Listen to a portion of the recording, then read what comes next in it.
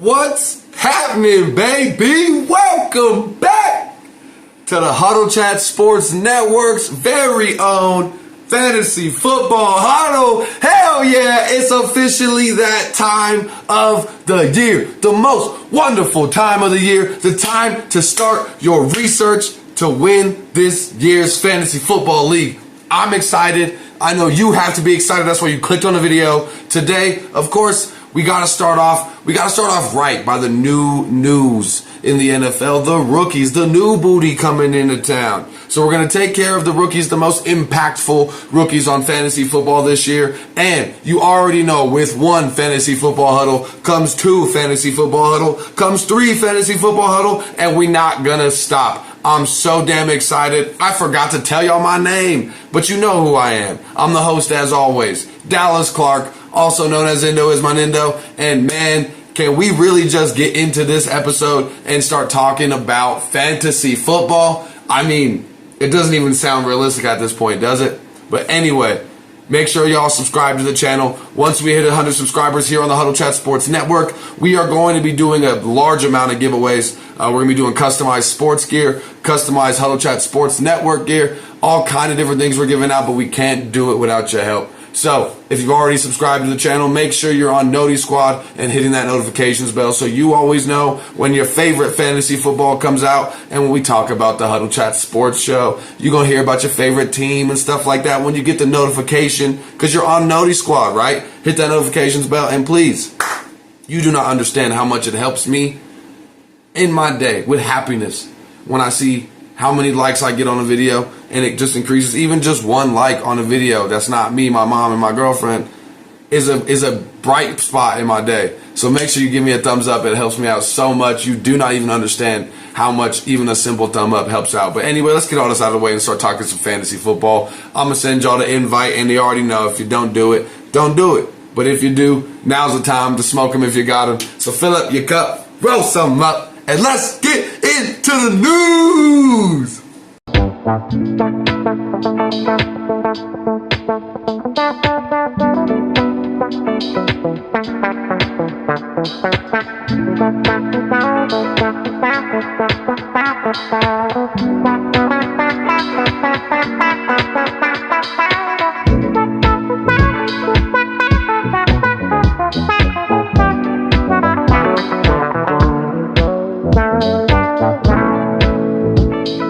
So really, in our starting episode of the Fantasy Football Huddle, we're not going to spend a ton of time wasting time, because time is the most valuable commodity that you got in your fantasy football research. So we're going to start at the very beginning, the rookies. For those that don't pay as much attention as everybody else in the offseason, or you may have forgotten, the draft was months ago at this point, so you may have forgotten and not have realized some of these players that got drafted.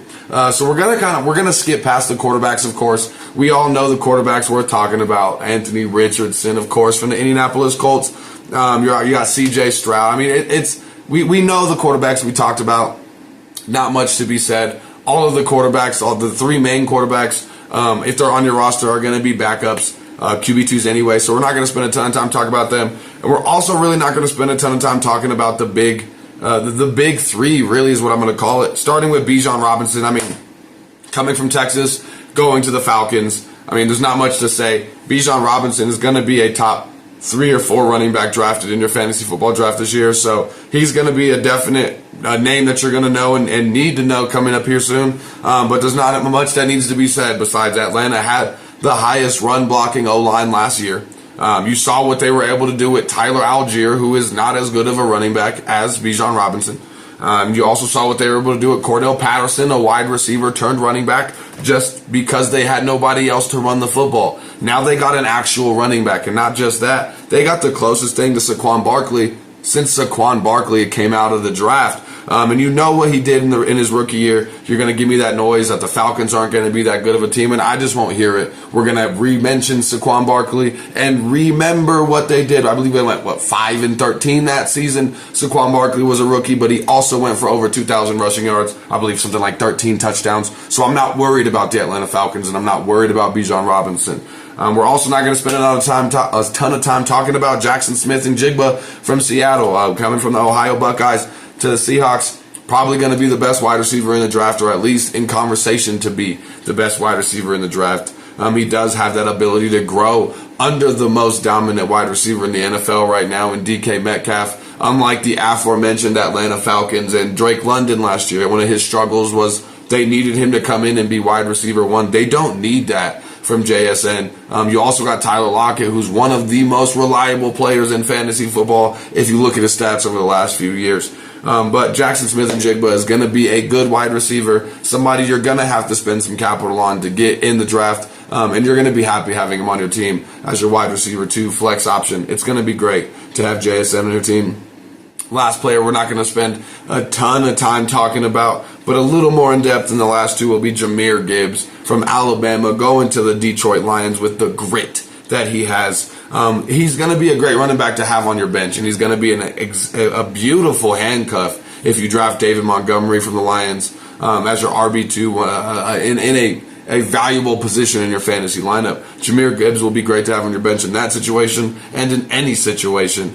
He's going to be a great change of pace for David Montgomery to start the season. However, David Montgomery is the bigger running back and a better version of Jamal Williams. So you're going to see him take a lot of the goal line carries, a lot of the money carries that you get in fantasy football. But Jahmyr Gibbs is a stud. He's going to make his own. And if David Montgomery does go down for even a small period of time, Jahmyr Gibbs is going to be the number one most wanted running back, most wanted waiver wire pickup that week. So he's going to have extreme value if you pick him up in that aspect. So now we're going to move on to the players. We're going to talk a little bit more in depth about some of the most impactful rookies that we don't already know about. Starting off with the Buffalo Bills' new tight end from Utah, Dalton Kincaid. You've heard me speak about him on my most recent Buffalo Bills episode when we talked about their draft recap and did the analysis of their 2023 draft. If you haven't seen it, link will be in the description.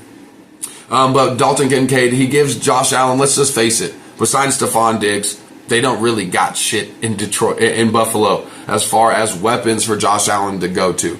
Dawson Knox is still on the team, and yes, they did guarantee Dawson Knox quite a bit of money. They just gave him the bag. So Dawson Knox is still going to be heavily involved in this offense, but Dalton Kincaid, even though he was drafted as a tight end, is going to do just like he did in Utah and play slot wide receiver. By the way, he was the leading wide receiver for Utah for just about the last 3 years in a row. He moves like a wide receiver, and he's great with contested catches.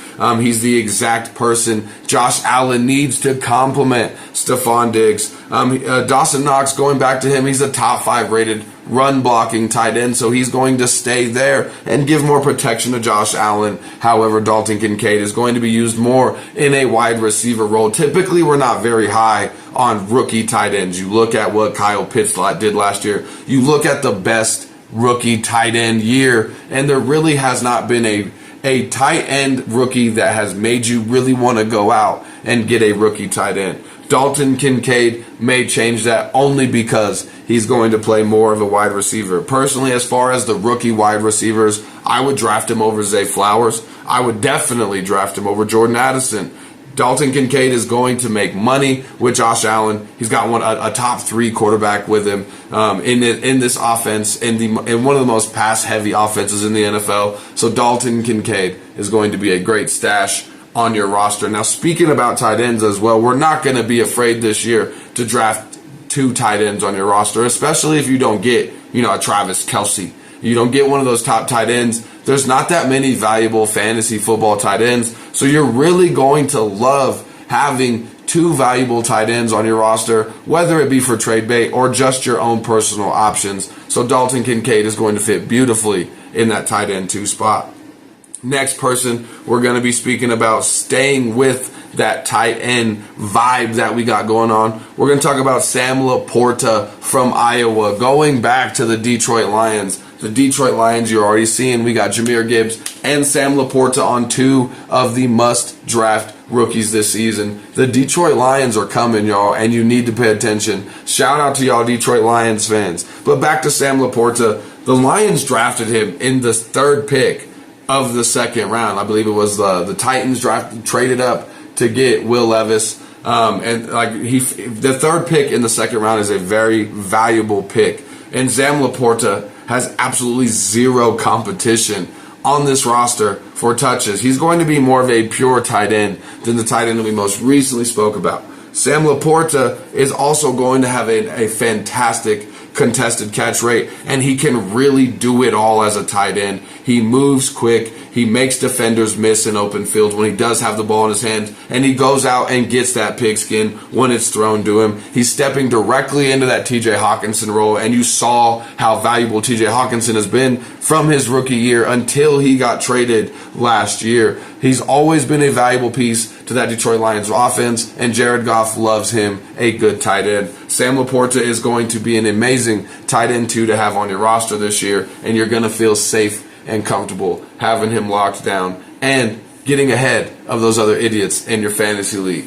As we continue through our coverage, of course, I want to give a big shout out to our favorite sponsor, Danklyfe brand. Danklyfe brand has been a big help over here on the Huddle Chat Sports Network. They give us all this great clothing that we have, all the new designs that we have for our show. Anything awesome that we're going to be able to give away is going to be thanks to Danklyfe brand. But we can't do any giveaways until we hit 100 subscribers here on the Huddle Chat Sports Network's new YouTube channel. So make sure if you haven't yet, you check down below, hit the subscriptions button, hit the notifications bell, and give your boy a thumb up if you like the content. And if you don't, please leave a comment. Let me know why the hell you don't, and see what I can do to change that for you.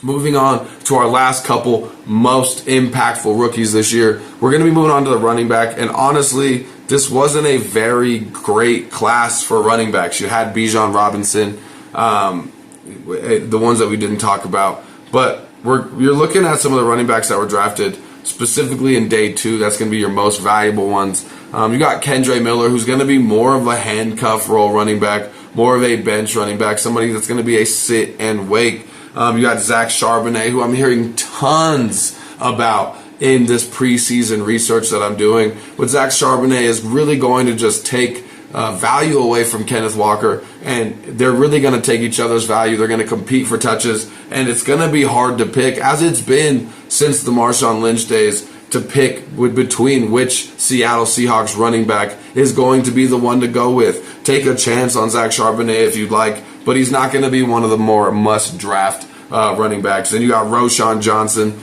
Doesn't have a ton of upside in his current role. And then even like Chase Brown, who I've heard a lot about Chase Brown. And Chase Brown is one of those extremely high risk, but potentially high reward players. If you believe in the Joe Mixon may not be a Cincinnati Bengal for much longer role, then that's maybe a move that you take. But Chase Brown, really, he was drafted in the 5th round. Not a ton of value spent there. So I don't really see him getting more than 100 touches throughout the whole season if Joe Mixon stays healthy.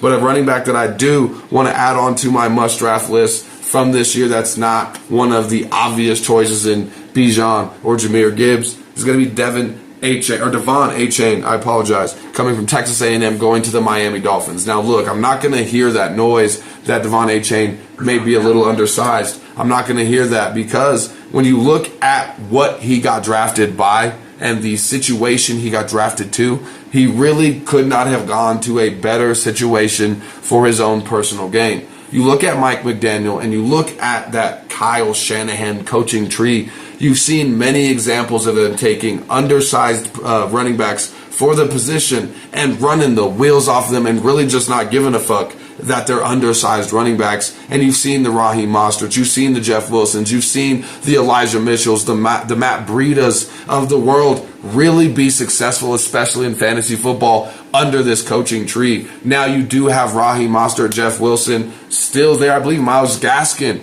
may still even be a Miami Dolphin. However, when you look at it and say that Devon Achane is going to be a 10 years younger version of what Raheem Mostert was, honestly. The athleticism that Raheem Mostert showed in his early career, the explosion that Jeff Wilson showed in his early 49ers days, they're getting just that in Devon Achane, and he's going to be a great stash. He may not get a ton of value till later in the season, especially when you look at Jeff Wilson and Raheem Mostert and how much they struggle with injuries. He will get a lot more touches later in the season. You're not going to draft him this year, Devon Achane, and you're not going to start him immediately. but you are going to draft him, wait and see, hit that wait and see approach, and he fits perfectly into this Miami Dolphins track team that they're trying to build between Jalen Waddle, Tyreek Hill, some of the speed they have on this team. You see what kind of culture they're building over in Miami, and Devon Achane fits in there absolutely perfectly. Last player I want to add on my must draft list, and I'm not going to hear any of y'all noise, but I really do want you to hear me when I say Josh Downs from the Indianapolis Colts, drafted from North Carolina, really is somebody you need to add to your fantasy football radar. He's going to be the Colts slot wide receiver of the future. If you're a Colts fan or know anything about the Indianapolis Colts, he is going to be, Josh Downs will be the wide receiver that we thought Paris Campbell was going to be. He's got the speed, he's got the swag, he's got the tenacity, and he can take the top off the defense. And not just to mention that, he's going to be the exact opposite of the veteran wide receivers that the Indianapolis Colts already have in Michael Pittman Jr. and in Alec Pierce. Josh Downs, to add on to that fact of him being an extreme vertical threat, Anthony Richardson has an absolutely insane arm. By the way, the ratings just came out for Madden this year. I know Madden stats don't mean a ton, but Anthony Richardson has, I believe, the 4th highest throw power in Madden. The man has insane arm ability. He has insane throwing power, and Josh Downs is only going to benefit. We do lack a playmaker that can take the ball to the house on a short pass route. Michael Pittman is good. He's consistent. Alec Pierce showed some great flashes, but Josh Downs ultimately is going to be probably the most valuable wide receiver to have on the Indianapolis Colts roster as far as a fantasy football aspect, and you can quote me on that one. That's going to do it for me today as far as the the most impactful rookies drafted this year for fantasy football will be. We're going to be continuing fantasy football huddle coverage, like I said, with where there's 1, there's 2, there's 3, there's a whole season of fantasy football content coming your way here from the Huddle Chat Sports Network. We're going to be talking about the top 12 running backs here in the next couple of days, talking about wide receivers, and really just going full gear, full speed ahead into the fantasy football research, because there's no better time than the present.